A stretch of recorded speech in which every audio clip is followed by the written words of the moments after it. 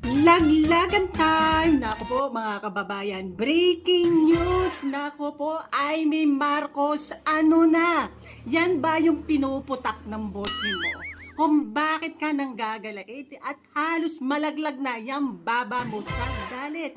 Ito ba yung sinasabi mong pork giniling? Mga kababayan, basahin natin. Sabi ni Ping Lacson, siya nga ang mayroong pork barrel.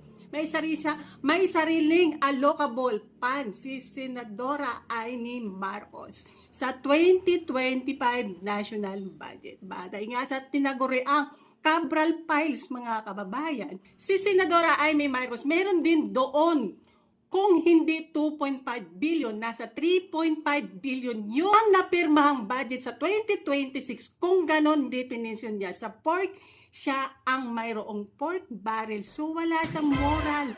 Aray ko, nasabihan pang walang moral. Wala naman talagang moral yan, si Aling Baba, mga kababayan. Kunyari, linis-linisan, bango-banguan, yung masyadong madaldal na kunyari, galit na galit sa mga katiwalian, siya pala ito. Maraming tinatagong baho din sa katawan.